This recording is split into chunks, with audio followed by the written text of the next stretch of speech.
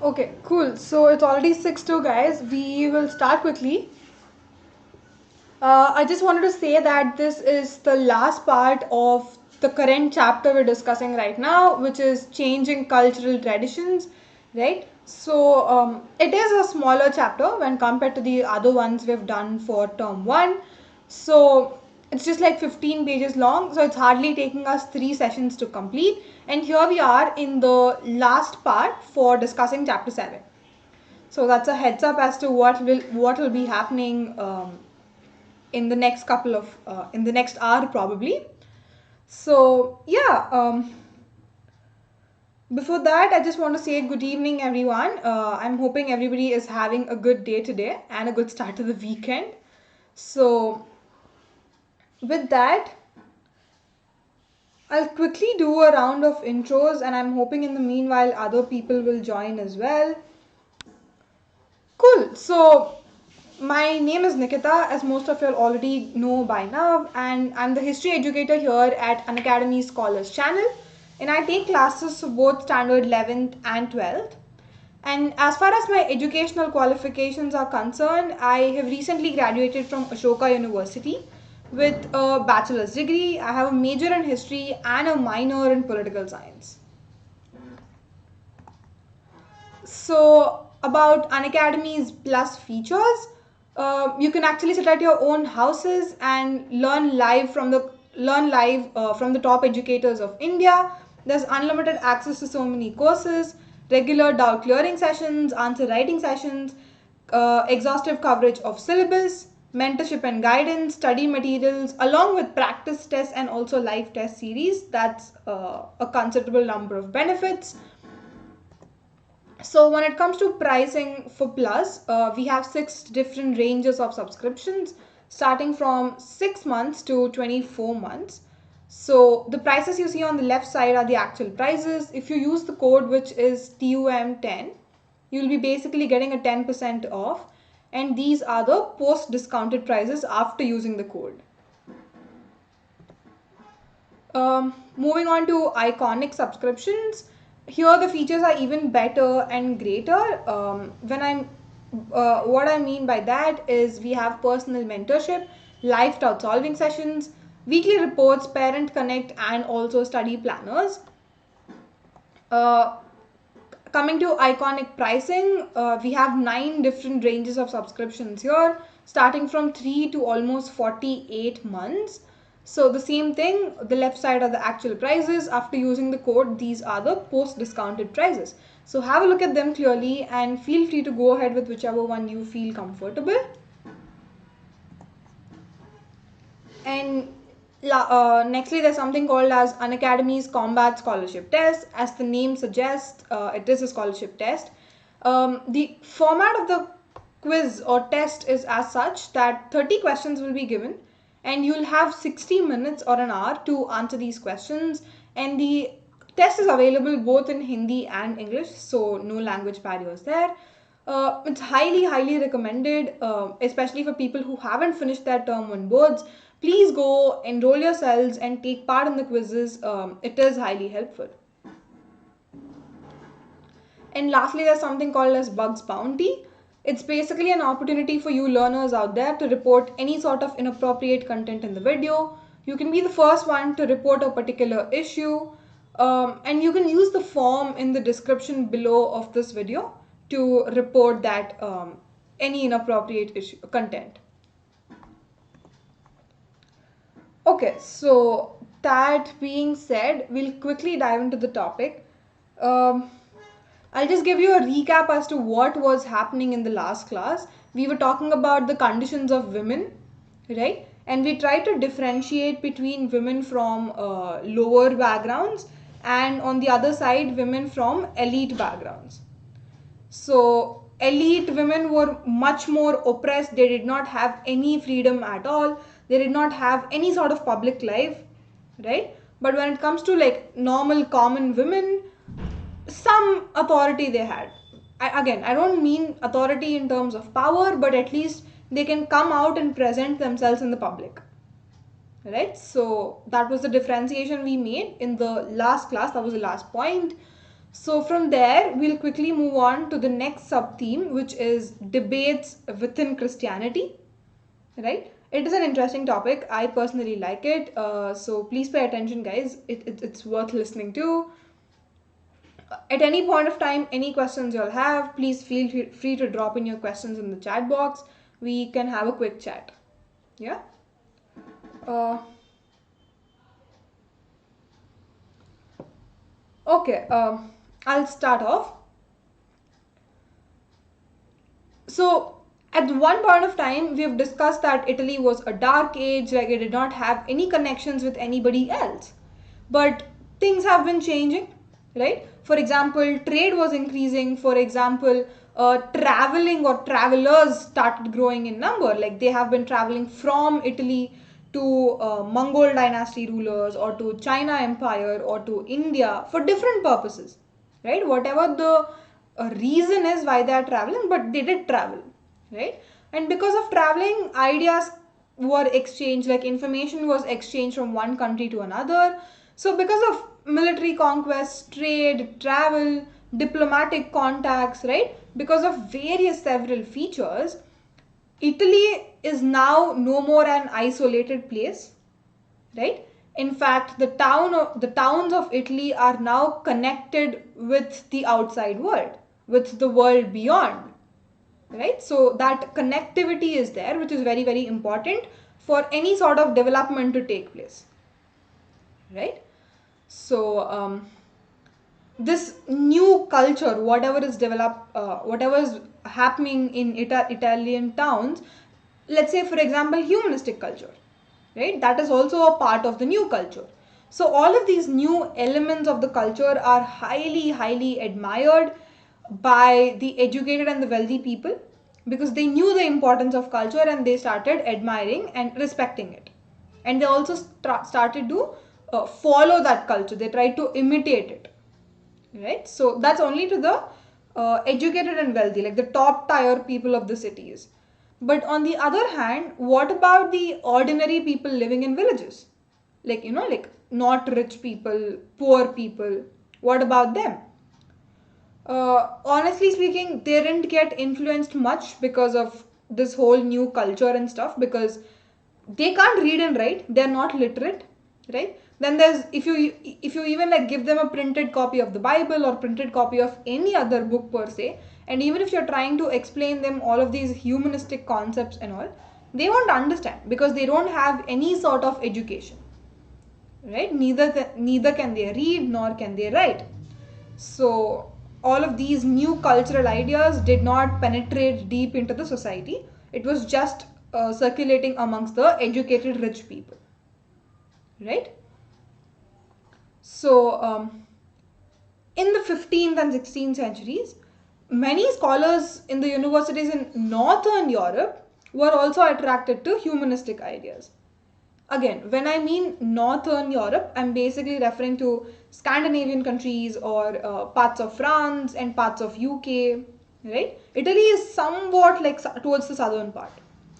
But these Italian ideas flowed north in the 15th and 16th centuries, especially the humanist ideas, right? People started admiring humanist ideas in the university education culture. And see, they were admiring, they liked the humanistic ideas. But, uh, again, before talking about the difference, just wanted to say another point that, like their Italian colleagues, these North European people were too focused on classical Greek and Roman texts along with Bible. Everybody is studying the same thing. They're reviving the Greek and Roman culture, right? Even North European people are doing that. Italian people are also reviving the same thing.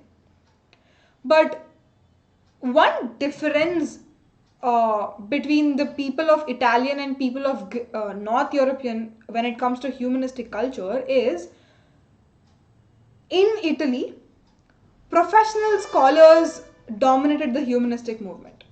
And what I mean by that is people in the university level, people who are educated, rich people, all of these people, like whoever is being educated in the university, all of them knew what humanistic movement is because humanist movement was being taught in the university, right?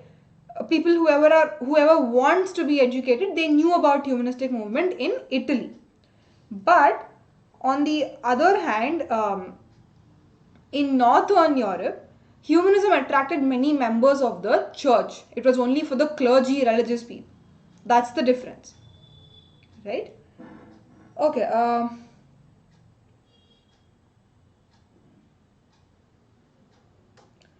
Arpit is here with us. Hi, Arpit.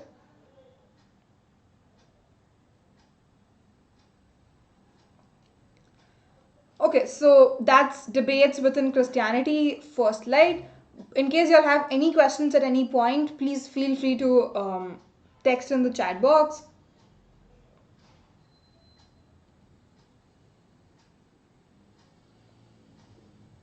This is a fairly easy concept when compared to what we have discussed yesterday, like in the last two sessions.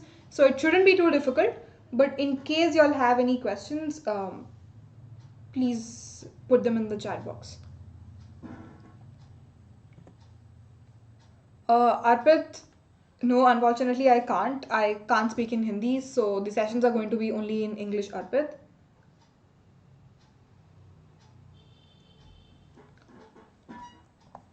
Okay, I'll quickly move on to the next slide.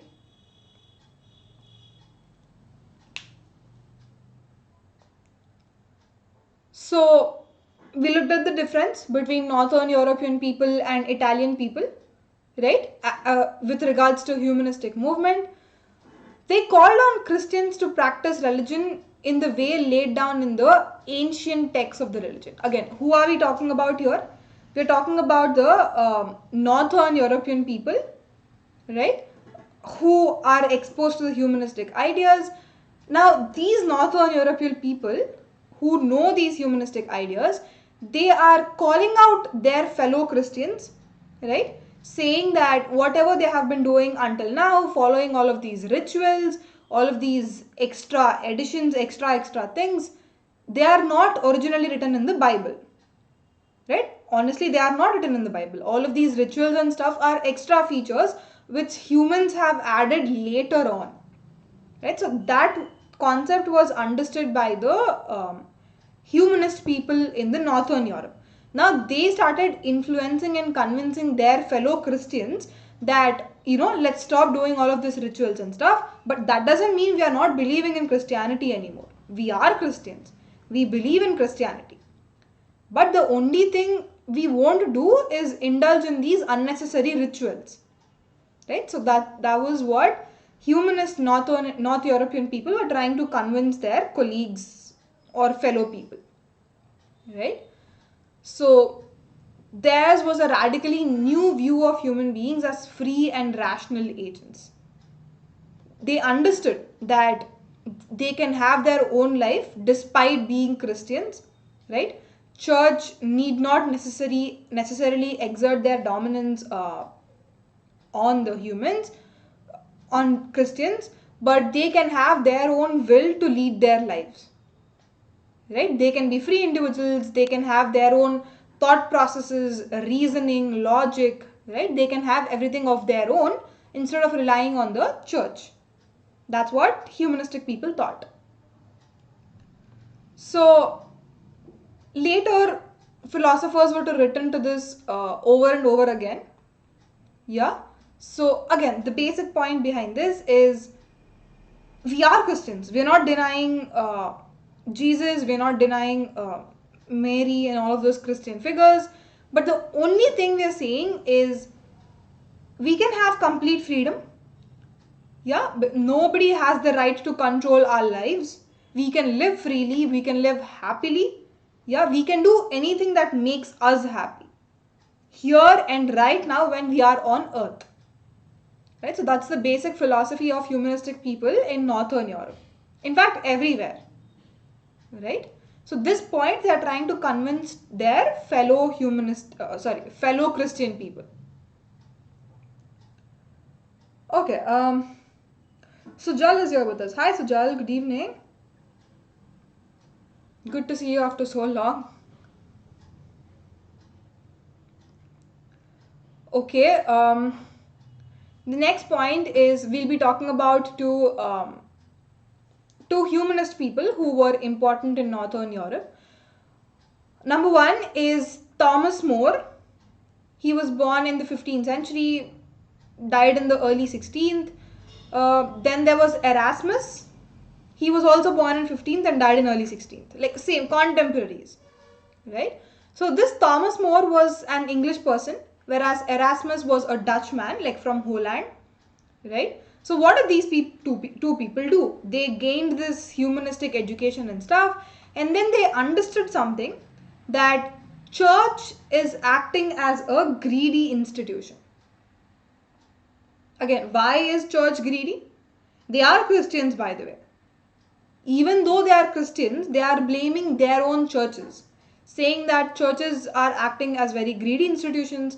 The only thing they care about is money, like looting money from the ordinary people, but not about the welfare of the people, right? So that's the statement that Thomas More and Erasmus have issued in the public for people to know, right? Because church in those times to a certain extent was acting greedy. They wanted to just let the truth out. Yeah? Okay, so Jill has a comment to make. Just like what happens in India, where many corrupt people of all religions in the name of God, Lord people. And leave him. Fair enough, Sujal. That's again the perspective, right? People who believe in them obviously wouldn't look at it from that angle, but like people who have rational way of thinking definitely do understand that there is some sort of corruption happening in the disguise of religion, right? So yeah, that sort of thing exists almost like everywhere, but we know most of the Indian cases, right? So you're absolutely right, Sujal. Cool. Yeah. So that thing happened exactly in Europe, where church was greedy for money.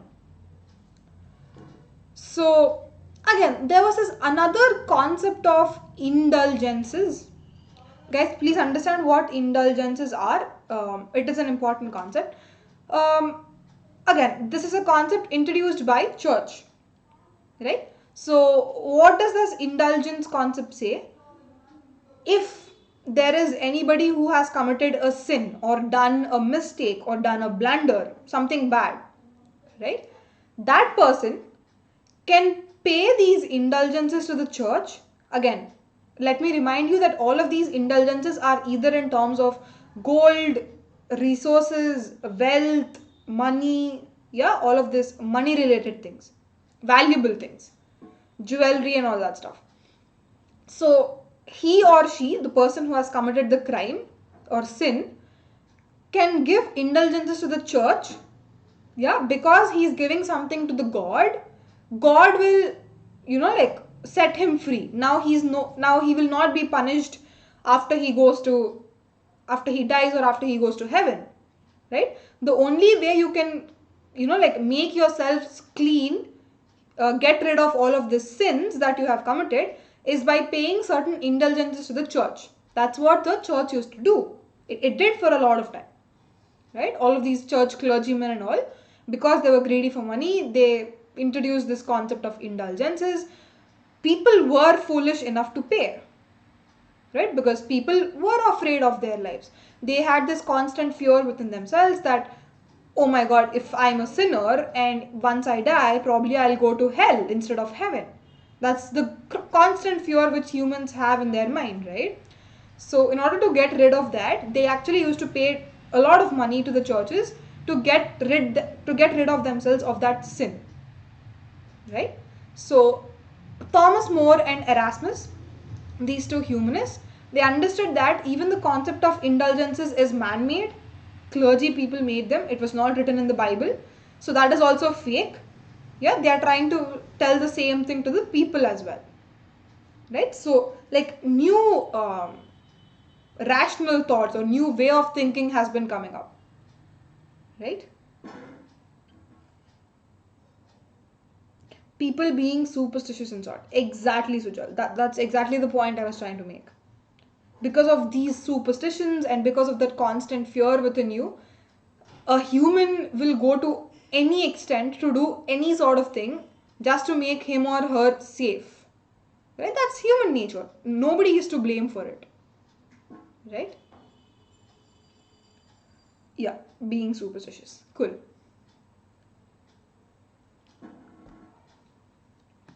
Okay, any questions still there, or should I move on to the next slide, guys?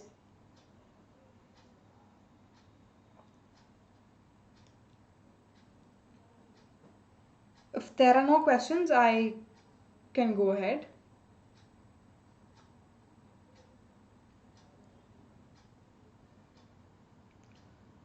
Okay, everything's clear. Thanks, Sujal, for clarifying.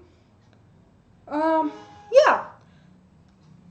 So moving on, after that, again, like with the efforts of these humanists that are trying to convince their fellow Christians. Other than that, there is something else also that was happening where people started realizing that all of these are is because of the greediness of the church and not because they're written in the Bible. Again, what is that procedure? All of us know that printing mechanism or printing press was invested in invested in the 15th century, right? So when this was invented, so many copies of the Bible were printed and they were in circulation in different parts of Europe. So when people started actually reading the Bible, and let me remind you that the Bible now is no more in Latin and Greek, but it has also been translated into so many local languages, right? Like German, French, Italian, English, Portuguese, right? Every European languages Bible can be found. So people actually started reading this Bible. And they themselves understood that whatever the church has been doing is because of their greed, not because it is written in the Bible. And so that sort of realization slowly started hitting people because of the efforts of the printing press and also because of the efforts of the humanist people. Right? Um, Now that stage of realization is there with us. Now what people are doing? They have to do something, no? Because they don't like how the society is being run, they don't like how the church is doing its things, so they have to do something. What did they do? The easiest way is to rebel against the church or like protest against the church. And that is exactly what the peasants in the rural areas did in almost every part of Europe, right? Peasants started rebelling against the church because of the taxes that the church has been imposing. The taxes were very huge, guys. Like, I mean, there's no concept as to we should pay taxes to the church. Taxes to the government or taxes to the ruler is fine, but nowhere in history we have seen taxes being paid to the church. But during these times, church actually had that much power to influence people to make them pay taxes, right? Again, for their own greed. So peasants didn't like that. They rebelled against it, and yeah, like they just didn't want to pay any taxes. While the common folk resented the extortions of churchmen, princes found their interference in the work of the state irritating. What does this statement mean? Common folk, as in ordinary common people, now they understood the reality and they are literally hating on the church. They don't like the churchmen anymore. They're criticizing the church. They're involving in the state affairs.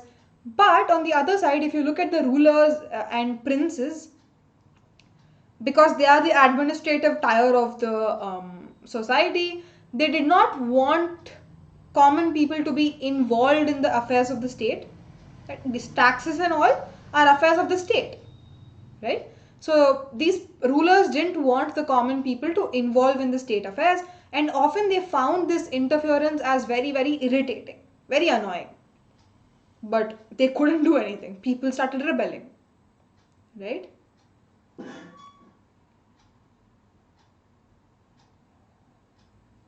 Uh, yes, the tax to the church, right? Sujal, it's Tele or Tite was the tax, I believe. Which one is correct? It's actually Teeth, Sujal. Teeth was the tax paid to the church.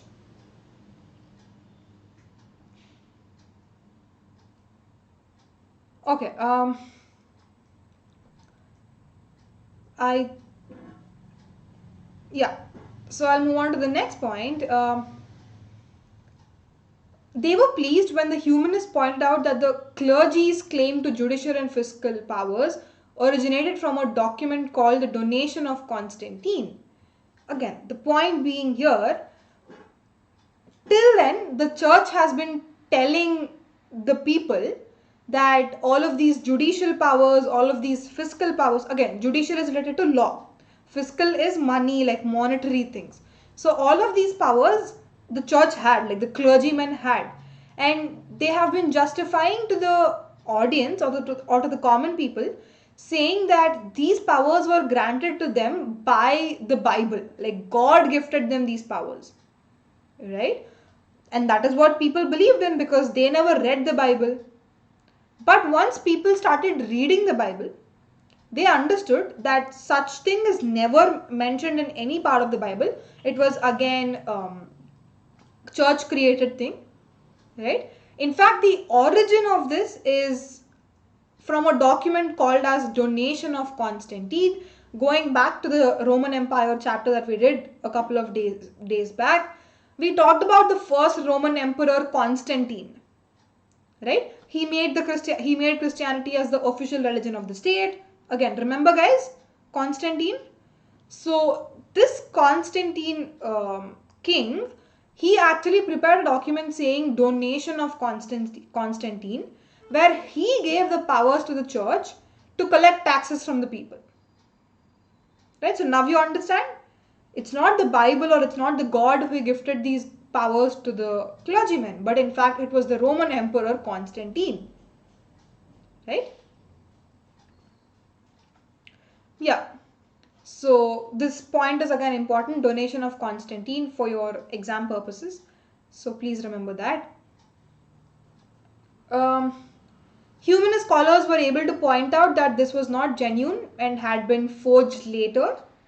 Right? Like everything is just being so manipulated. Nothing is from the Bible, just like the churchmen or clergymen claimed. Everything is just out of their greed. That clarity, that realization everybody had by 16th century, 15th, 16th century. Yeah. And exactly during the same period, in a particular year 1517, this is very, very crucial. I'm underlining this. Please make note of it, guys. Very crucial. So, we come across a German monk. He was a young person. He was relatively young. His name was called Martin Luther. The same Martin Luther King. Right? So, like, the title of the king was given to him much later, but his original name was Martin Luther. Right? So, he was born in 1483, died in 1546, but while he was alive, exactly in the year 1517, he just couldn't tolerate whatever the Catholic Church was doing, right? Okay, till now, whenever I use the term church and all, I was basically referring to Catholic Church because Catholic religion is the only one which was there till the 16th century. From then, other sects of Christianity came up, right? But till 16th century, there was only one thing, which is the Catholic Church. Yeah. So Martin Luther King did not like how the Catholic Church was behaving, whatever it was doing. So he launches a campaign against the Catholic Church. Right? And he declares that all of these priests, clergymen, churchmen, we don't need y'all. We definitely don't need y'all because as far as faith and worshipping Jesus is concerned, our faith in God is enough. We can have that direct relation. We need not approach God via you middlemen. So like just step down from your positions, act as normal people. These are the statements made by German monk Martin Luther King. Right? See, he absolutely hated Catholic Church.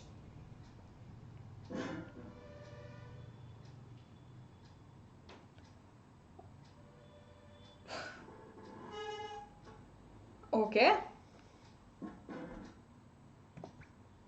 So we'll talk a little bit about Martin Luther King, like what did he do, what was he famous for, all that stuff. This is the story most of us have already heard in like our 7th, 8th classes when we were doing history or elsewhere. But let's just recap it. It's not there in your textbook, but I'll just like recap it once. Yeah. So there were a lot of followers of Martin Luther King. He's not alone in this movement, right? He had a lot of followers. He basically told his followers that please don't make use of the middlemen, these clergymen and all. They are not of any importance. We are just hyping them up. Instead, have complete faith in God, because that faith is the only thing which is going to help you to lead a good life, a morally conduct life, and it will also give you permission to enter heaven. That's what everybody wants, right? So he just says have complete faith in God. So whenever you think of Martin Luther King, just remember one phrase: complete faith in God. That's what he advocates, right? So you have to name this as something, because you just like randomly can't call it as a movement against the Catholic Church. There needs to be a particular name for it, right? So this movement was later called as Protestant Reformation, right? So Protestants is a term which we usually use nowadays also, because in the many different sects of Christian categories, like under Christians, there are Catholics, there are Protestants, there are Jesuits, there are Montas, and so many other things. Out of all of these different sects, Catholics and Protestants are very, very famous. And in fact, they are more in number. So the same Protestants we're talking about right now. So Martin Luther King is basically the founder of the Protestant Reformation. Yeah. So especially in Germany, because he's a German monk, and Switzerland, which is right above Germany, right? People in these two nations, they started breaking their connection with the Pope and the Catholic Church. They don't want to be associated with the Catholic Church anymore because they are Protestants now, right? So that Protestant Reformation is very, very important. Yeah. Again, there's this whole lot of story behind how Martin Luther King gains that realization. There were 14 guidelines that he writes and sticks it to the wall. He nails it down. Yeah, like whole another episode of story, but it's not given in your textbook, so I don't think it's important. But just remember that he's the founder of Protestant Reformation. Yeah.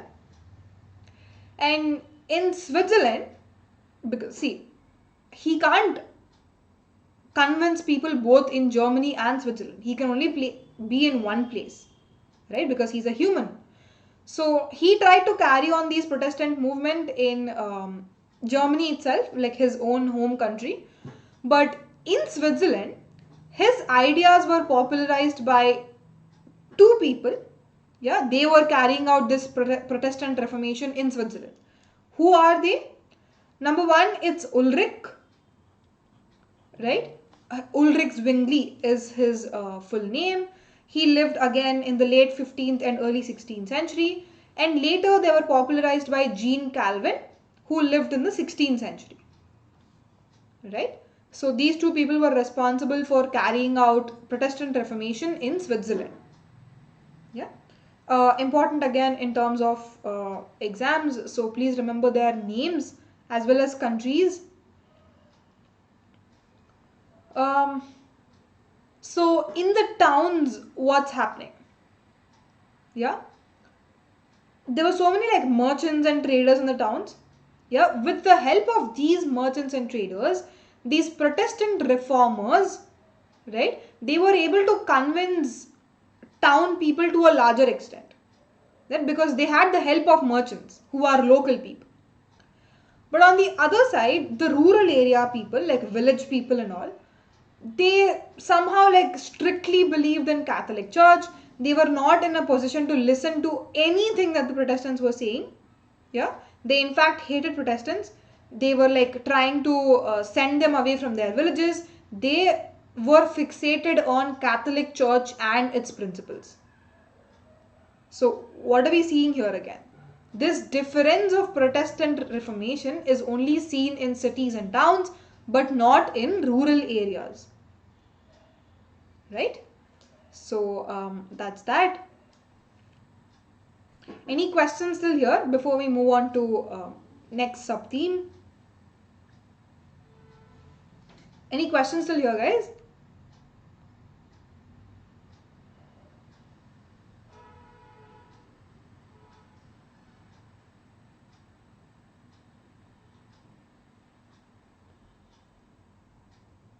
Okay, everything's clear.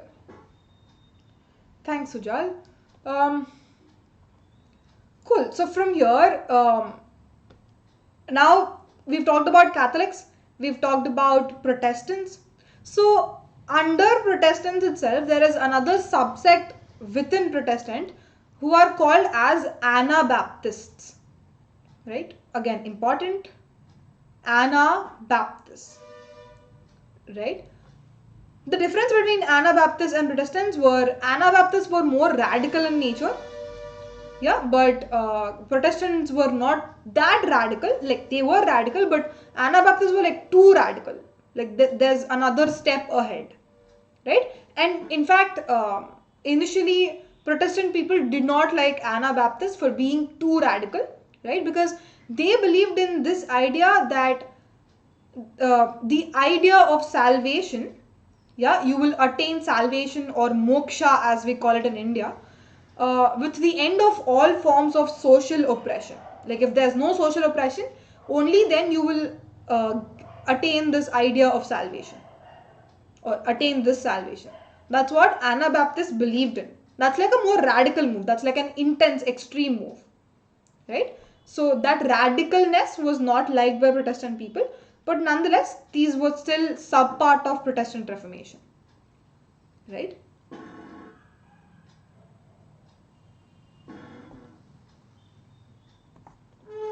Okay. What did they say, right? Like, what are these Anabaptists saying? That God had created all people as equal, right? What do we mean here? Like, all people are equal. There's no differentiation in terms of gender, race, class, anything, right? Everybody is equal, and therefore, therefore taxes should be evaded, right? When everybody is equal, why does half of the population has to be the people who are paying the tax, and why does the other people have to be receiving the tax or like gaining something out of the tax? That shouldn't be the case when everybody is equal, and therefore taxes should be totally eliminated. That's what the Anabaptists say. And they also said that they had the right to choose their priests, because at the end of the day, the power is vested in the hands of the people, right? So these are some of the features of Anabaptists. And mostly this Anabaptism was um, believed by peasants, yeah, who were oppressed by the feudalistic order, right? So it mainly appealed to the peasants in the rural side. So as I was telling you, Luther being a Protestant, he did not support radicalism, which means he did not like Anabaptists in the beginning. Yeah, and he even like called upon the German rulers to suppress the peasants' rebellion, which in fact they did successfully in 1525. Right? So like this whole point of he calling on the German rulers to suppress and these Baptists, Anabaptists, that in itself shows that Luther basically hated radicalism, hated Anabaptists, but somehow as times passed by, they got merged. Uh, Irony, right? But nonetheless, even though they were like hating each other in the beginning, for some reason, after some time passed by, Protestants and Anabaptist people actually got merged into one. They are now one group only, right? They are both of them together hated Catholic rulers. They started claiming that right of a people to remove an oppressive ruler. If you don't like the ruler, you have the power to remove him from his throne and also choose somebody or appoint somebody whom you would personally like. Right? So both of them now became one, and they started fighting against the Catholic rulers. So that's the story of all of these three different sects of Christianity: Protestants, Catholics, and Anabaptists. right? Okay, Sujal has something to say. Kind of socialist communist belief of Anabaptist.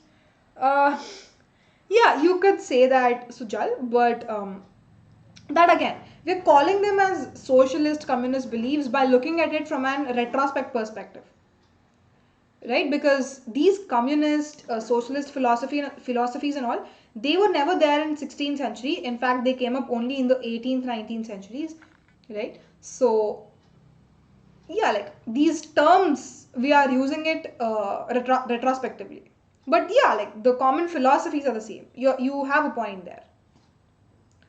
That's fair enough. I never thought it from that angle, but yeah, that's a good point.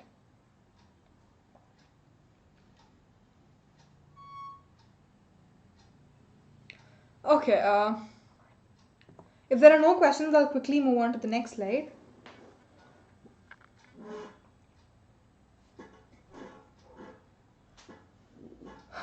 So eventually, in France, just like other parts of Europe, the Catholic Church allowed Protestants to worship as they choose. Again, when all of these rebellions are going on, Protestant people are absolutely hating Catholic people. Firstly, they didn't like it. Catholic people didn't like it in the beginning. But as more and more people started following Protestant religion, Protestant Reformation, they were forced to accept the reality, right? They couldn't do anything much. Not, it's not in their hands anymore because people realized that they are greedy, right? So eventually, people in all the parts of Europe, they slowly started converting to Protestant religion, Protestant sect, right? Uh, Especially in England, the rulers did not have any sort of connection with the Pope. Like they cut off their ties with the Pope completely. But who was the head of the church right now? There needs to be some head of the church, right? So the king or queen himself, whoever was ruling politically, that king or queen themselves were made as the head of the church in England. That's the situation in England, right? The Catholic Church itself did not escape the impact of these ideas and began to reform itself from within. Important point this because Catholic Church people were supposed to be very rigid. Yeah, they were supposed to be all greedy and stuff. But because of these humanist ideas, even Catholic people, after some times, even they started changing. Even these ideas had an impact on them as well. That's a abnormal thing, right? Because the whole point of this rebellion is against Catholic people. But even Catholic people started changing after some time. So that's the power and influence of humanistic ideas. That's the underlying point, right? Okay.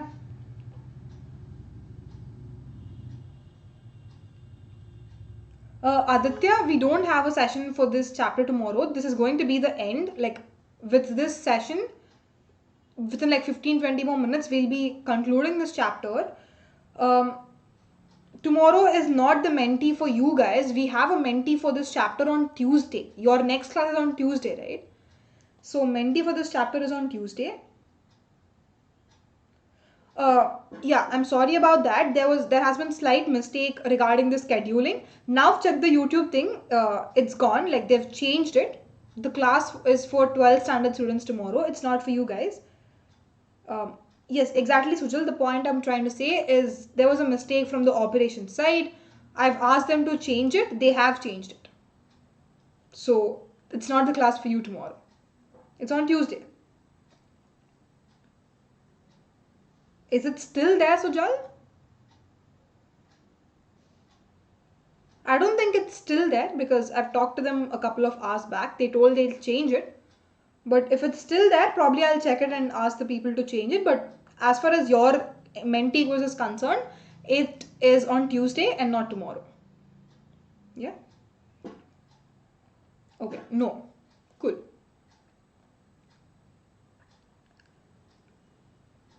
Okay.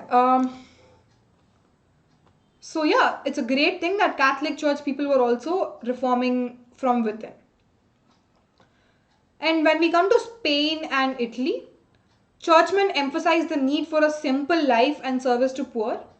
Right? Now, they're not interested in rituals anymore. They're not interested in any extra things. They just want to lead a very simple life, and whenever possible, if they have extra resources, let's donate to the poor. Like, let's serve the poor. That's their only philosophy, especially in Spain and Italy. Right? So, out of this concept was born another sect of Christianity who are called as Jesuits. Again, who are Jesuits? Who founded it? When was it founded? N number of questions. So, in Spain, there was this person by name Ignatius Loyola, right? So, Ignatius Loyola, in an attempt to combat Protestantism, now he is going against Protestants. Right? So Ignatius Loyola does not like Protestant Reformation. Therefore, he wants to set up his own sect called as Society of Jesus in the year 1540, and his followers later came to be known as Jesuits. Right? The only two main purposes of Jesuits was to serve the poor. Right? Number one, that, and to lead a simple life. And second one is widen their knowledge of other cultures. They want to learn more about other cultures, not just the European cultures, but what's happening in Middle East, what's happening in Asia, in the far west, right? So whatever's happening, they want to know about the different cultures. That's the two aims of Jesuits. Okay, Harsh is here with us. Hi, Harsh. Harsh, okay, cool. So we're basically doing the 7th chapter, Changing Cultural Traditions. We're almost towards the end of the chapter. Within 15-20 minutes, we'll close this chapter. But yeah, if you might have missed something, just go back to the videos later.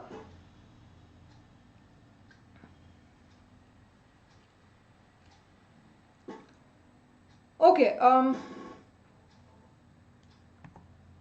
I'm hoping Jesuits' point is clear because we've come across like different sects of Christianity. Don't be confused, guys. Firstly, there were Catholics. Catholics have been forever there. They are very, very dominating. And then they were challenged by Protestants. And then Protestants were challenged by Jesuits. So that's the order. Those are the three important sects we discussed. Yeah, and Anabaptists in between, who later on went to merge with Protestants themselves. So remember these four names, very, very important.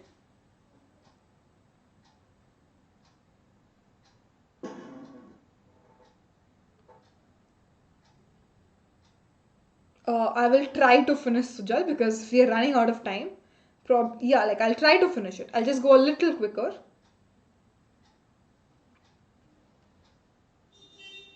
This Copernicus revolution is fairly simple, right? Because we've read this theory already in science in our schooling. So it's the same thing here. So again, Copernican revolution. We'll basically be referring to the scientific revolutions in the next couple of slides. So again, the sole point being that there was this notion, or like a Christian notion, that every human or every man is a sinner.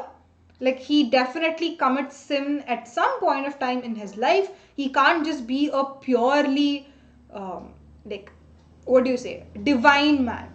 No, that's not the case. If he's a human, he's bound to commit sins. Right? So that's the Christian conventional notion. So this was entirely questioned from a different angle. Now, who are these people who are questioning? Scientists. Right? Scientists are questioning this notion of man being a sinner. So this turning point in European science as a whole began with the work of Copernicus. Copernicus is a very, very famous name. We have heard of him in our science textbooks in schooling. So he actually lived in 15th and 16th century. He was a contemporary to Martin Luther King. Right? So Christians actually believe that because earth is a sinful place, because people on earth are committing so many crimes, there is so much of burden on this earth because of that sin. and therefore earth cannot move. It is immobile in nature. That's what the Christians and the church says. And that is how they came up with this whole theory of earth being the center of the universe and other celestial planets rotating around the earth. That's the initial notion, right? But now we know that that's not the truth. Yeah? But initially, the Christian notion, once again I'm repeating, please make note of this. Earth is a sinful place. Because of that sin burden, earth cannot rotate or earth cannot move. And that is why earth is in the center of the universe where other planets move around the earth. That's the Christian notion. So Copernicus, he made so many observations, so much experiments and stuff, and he came up with a conclusion that no, that's not the truth. Sun is not, earth is not the center. In fact, sun is the center, and all the other planets, including the earth, revolve around the sun. Yeah, so that's what Copernicus says. But he was a devout Christian himself. He did not want to go against the traditional Christian theory. Yeah, he did not want his theory to make a huge ruckus in the society, and therefore, even though he found out this truth, he never said it open in the society. He never published the truth, right? But while he was dying, like while he was on his deathbed, he gave that document on whatever he wrote to his follower called as Joachim Rheticus. Yeah, Joachim Rheticus is a follower of Copernicus. Finally, Joachim Rheticus had the authority, like had the guts or that bravery to publish that book. And firstly, people criticized it, and then slowly they started accepting it. Right? He feared, actually, yes, absolutely right, Sujal, that fear within Copernicus, that what will the society think of him? Yeah, what will church do to him? That fear in him is the reason why he did not publish the theory himself. But his followers did anyway. So it was much later, almost like half a century later, that there are another two famous scientists by name Johannes Kepler and Galileo Galilei. Yeah, they also lived in like 16th, 17th centuries. They like started contributing to this scientific revolution. They try to differentiate between heaven and earth, like what is earth, what is heaven, is there a difference, or both of them are the same? Yeah, they started thinking about astronomy and stuff like that. So all of these are contributions to European scientific revolution. Yeah, and the theory that was proposed by Copernicus, that sun is the center of the universe and not the earth, was made popular or was consolidated by Kepler's cosmographical mystery. Right? That's another theory invented by Kepler, which demonstrated that the planets move around the sun, yeah, which is exactly what Copernicus has also told. But Copernicus told that they move around in circles. But Kepler corrected it by saying that it's not circles, but planets actually move around the sun in ellipses. Ellipsis is some kind of oval shape, right? Circle is this. Yeah, so that's the difference that Kepler points out. Class 8 science recap. Exactly, Sujal. That's why I'm not focusing on this too much, because you already know the concepts. Yeah.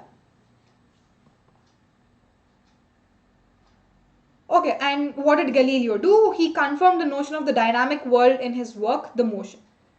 He wrote a book called The Motion. And then he says that, like Earth is not immobile. It's not that Earth cannot move. Earth can actually move. Right? So that he also criticized the Christian notion and said that the world is dynamic. Matlab, it moves. Right? And we also have another great contribution by Sir Isaac Newton. 3 laws of motion, theory of gravitation, everything we know, we've read in science. So that again contributed to scientific revolution in Europe. Right? So yeah, the next sub-theme is reading the universe. So Galileo once remarked that the Bible that lights the road to heaven does not say much on how the heavens work. Again, all of these things that all of these scientists are saying, in some way they're trying to criticize the church, or criticize the Bible, or criticize the religion itself. So Galileo said that, like we've read Bible so many times. The only thing it says is how to reach heaven. What is the path to reach heaven? But it never talked about what exactly heaven is, or what is there in heaven, or how heavens work, right? So if there is something called heaven, and if that's true, then obviously Bible would have mentioned it.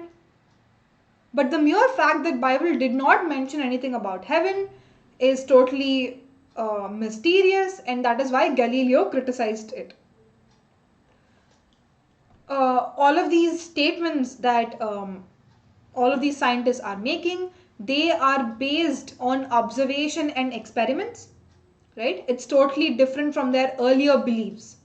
Beliefs are randomly, you believe in anything. You don't need to have logic, you don't need to have reason for it. But when it comes to observation and experiments, you always need proof, you always need evidence, logical reasoning, right? So that's that.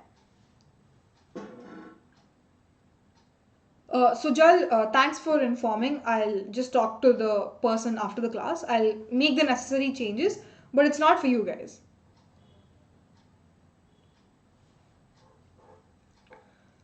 Okay, so once these scientists had shown the way, like these four people we talked about right now, Kepler, Copernicus, Galileo, and Isaac Newton, in these four scientists' footsteps, many other people started following them. Yeah, they were studying different concepts like physics, chemistry, biology. All of these subjects became all of a sudden very, very popular. They started expanding very rapidly because new inventions have been coming up every day, right? So now, looking back at all of these inventions and developments, we are trying to label this thing as scientific revolution. Yeah, so scientific revolution is not the word used back in those days, but we are using that word to explain all of these inventions, right? So that's reading the universe. Consequently, in the minds of skeptics and non-believers, right? Skeptics and non-believers are people who don't believe in God, right? They, from the beginning itself, they didn't believe in God. They had something against religion. They had something against God. So with this scientific religion, these minds of non-believers, they started to think that it's not God who created this universe, but in fact it's nature. Nature is the source of creation, right? So they came up with their own scientific theories. The debate is still going on, right? Even in 21st century, we still debate about religion versus science, like scientific methods versus religious traditions. That I think will forever be going on. So yeah, that sort of people also started coming up. They started thinking that nature is everything but not God. So even those who retained their faith in God started talking about a distant God. Yeah, some people believed in God actually, unlike these non-believers. But even for them, there was some kind of distinction, or they're putting God aside, but not in the mainstream right now. They think that God is not the person who is directly regulating whatever is happening on this earth, but he's just there. Like he created and he just vanished, but something else is driving this world. That's what even people who believe in God thought. Right? Okay, Sujal, no, it's just YouTube sessions. Aditya, I haven't like prepared the questionnaire yet, but I was just thinking roughly around 20 to 25. Yeah, roughly 20 to 25, Aditya. Okay, Such ideas were popularized through scientific societies. Like there were actually societies set up in important towns and cities because they wanted people to know about this new scientific culture. Right? So slowly people also started learning what all is happening. For example, we have Paris Academy. It was established in 1670. We have Royal Society in London. It was established in 1662. Right? So what usually happens in these societies and academies? There are so many lectures, there are so many experiments conducted, there are so many gatherings for public where these scientists start explaining the reality of the earth or what they believe in, right? So that kind of spreading of scientific culture is very, very evident in the 16th, 17th centuries, right?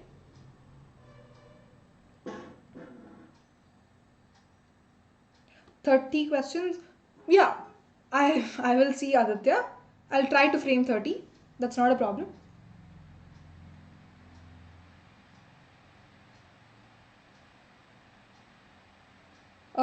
Sujal, I mean, it's again a subjective perspective.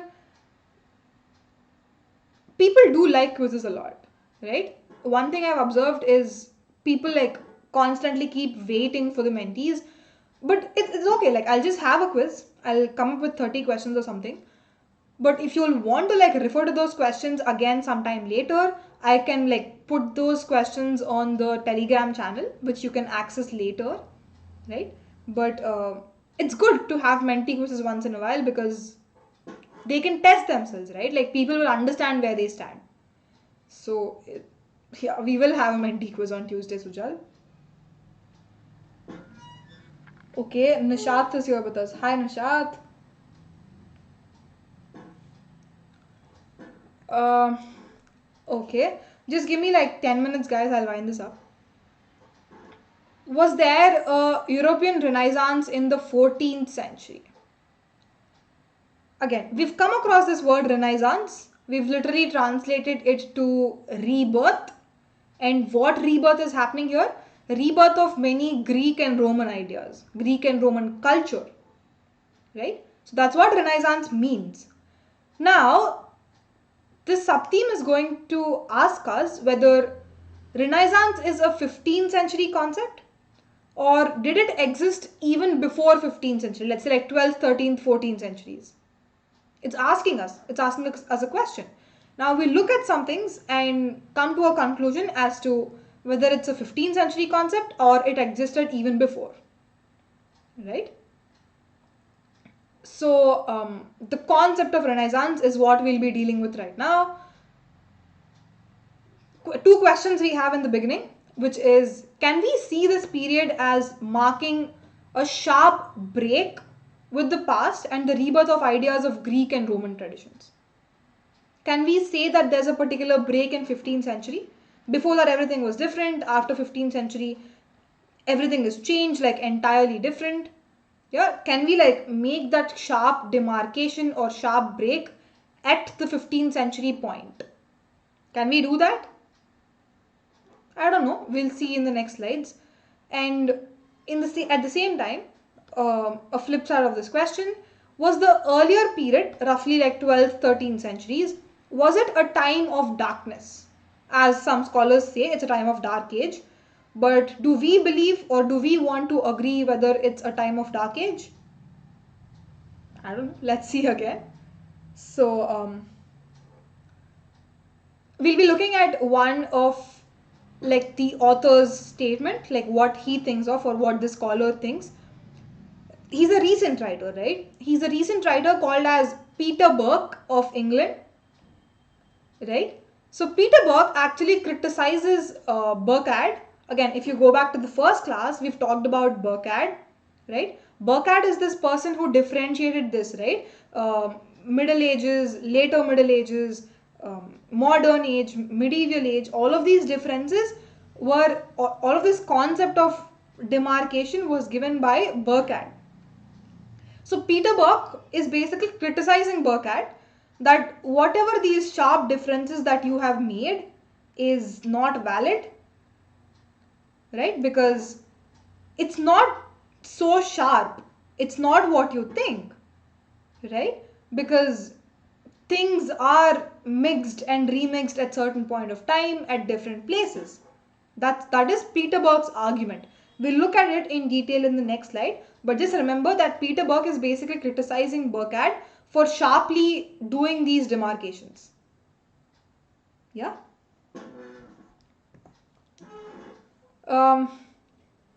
Scholars in earlier centuries had been familiar with Greek and Roman cultures, and religion continued to be a very important part of people's lives. Again, what do we mean by earlier centuries here? We're referring to centuries before 14th, like 12th and 13th, right?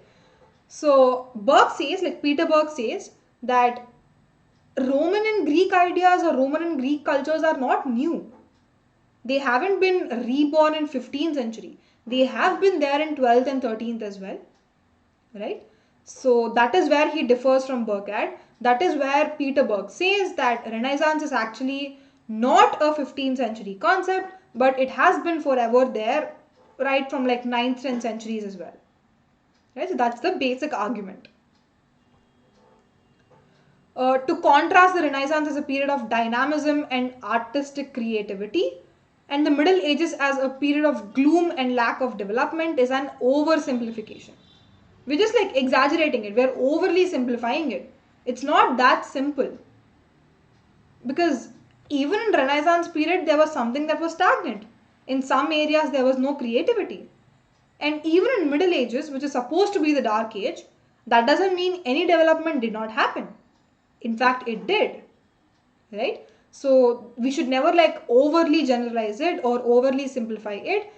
It's something that we shouldn't do. That's what Peter Burke says. Right? And he also gives evidences that these Renaissance elements which we have been talking about, they can be traced back to almost 12th and 13th centuries in Italy. So definitely 15th century is not the mark. Yeah, so these are all the evidences that he's giving.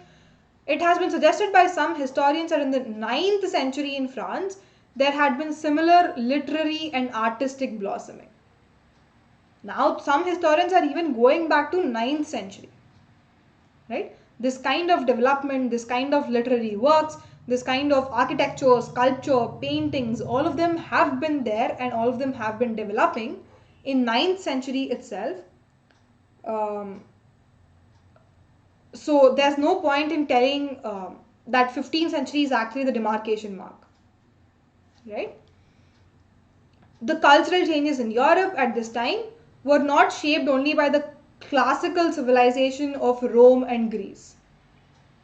Right? It's not just Rome and Greece, but people have been being influenced by other nations as well. For example, Middle East, Asia, yeah, and like different other parts of the world.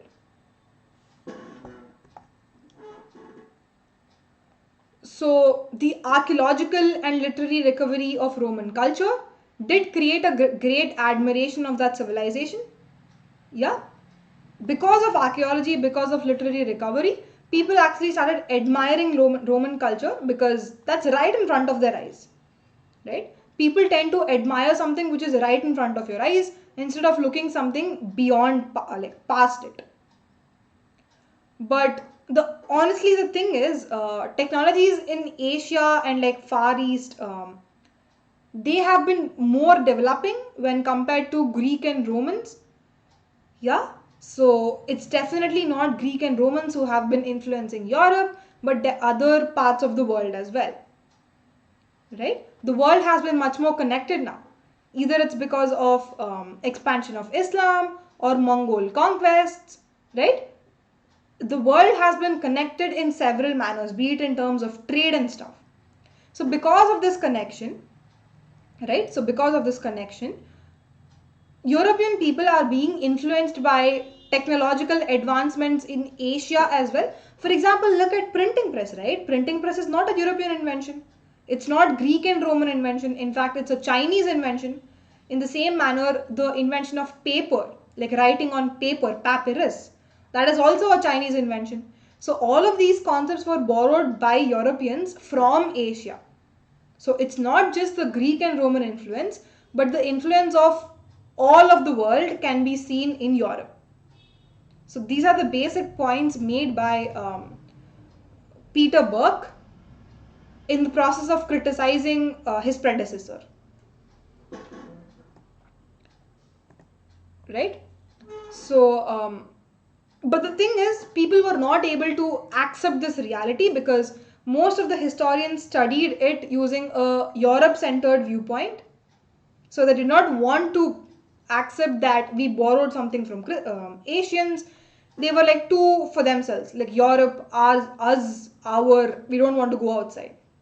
Right? So, some sense greedy. And yeah, like Renaissance is good because there has been a clear demarcation between private and public. Like there's something called as public life and private life. Like family is a private life, whereas government, formal religion, all of these stuff is a public sphere. Right? So now as an individual, it's our responsibility to perform our duties both as a private person and as a public person as well. Right? So that's the point Peter Burke makes again. So there's a sense of individuality for the person, right? For example, let's take an artist. I've mentioned this point already in last class that for an artist, he was always considered one among the group. His name was not popular. He was just referred to as a member of a guild or an association or a group. But once the Renaissance began, people actually started identifying that one particular individual as an artist. For example, Michelangelo, Filippo, all of these people gained importance because individual self became important. Right? From this individual self, political forms of expression were also there. For example, people started demanding for equal political rights, like one person, one vote, right to vote, and other political rights. Yeah. Another development that was happening in the 17th, 18th century was initially Europe as a whole was one thing, right? Either it was under Roman Empire or later by Christianity, by church and all. Europe was considered as one landmass. But in 17th, 18th centuries, this started fragmenting. Like Europe began breaking down into pieces and pieces based on a common language. And that is how all these modern states of Germany, England, France, Portugal, Dutch, like Holland, whatever, all of these European nations, they were divided in the 17th, 18th centuries based on a common language. Right? So, yeah, that's the end of today's class and also the chapter. I think I kind of rushed towards the end, but like in case, I mean, it's fairly simple, guys, again, because we've read all of these Copernicus concepts and all in 8th class science. So I knew that it was, it was already known to you. So I kind of like skimmed over the whole thing. But in case y'all have any questions, please let me know. I'll stay back for however long you all want. We can clarify questions. Right?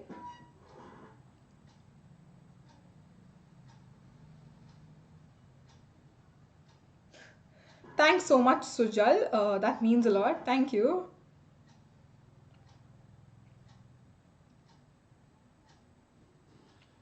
Okay. Any questions, guys? Please put them down in the chat box. In the meanwhile, I'll try to wind this up. Again, for whoever term 1 exams are not yet over and they're like still preparing for term 1 boards, there's an opportunity for you guys. It's basically a crash course conducted by Unacademy's humanities branch who will be teaching. So if you're interested, it's a 15-day crash course. You can go join it. And there's a special offer going on for plus subscriptions right now. If you all want any, go grab yours before the offer ends. It's a limited offer. And yeah, finally, thank you so much for staying back for an extra 15 minutes, even after the official time's over. But yeah, thanks so much. And if you like the content of these videos, please do like it. Share it as much as possible, and also subscribe to the channel Unacademy and scholars in particular. Thanks, guys. Thank you. The session is officially over. So, in case anybody wants to leave, you can. But in case anybody has questions, please stay back and I'll answer them.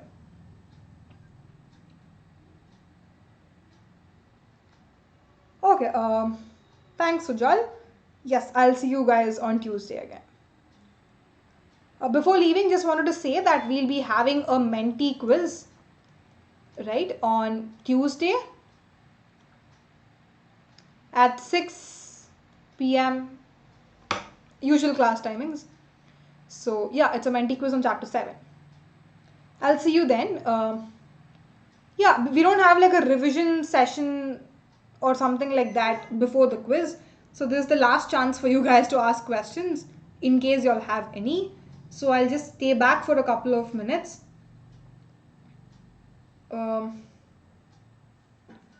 Yeah.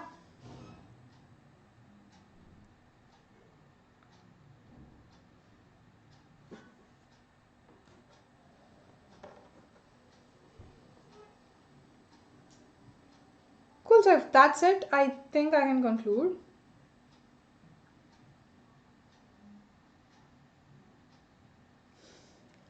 Preeti is here with us. Hi Preeti. Preeti, the session is over, Preeti. Sorry.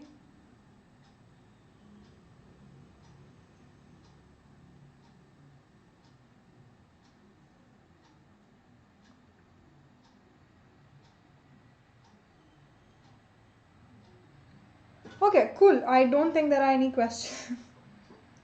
No problem. You can just go back and refer to the lecture video, so it's fine. Okay, so yeah, I was saying I don't think anybody has any doubts, so I'll close this up and yeah, have a great weekend, guys. It's Sunday tomorrow, so have fun, but be safe. And I'll see you guys again on Tuesday for a mentee quiz at 6 p.m. Till then, bye everyone.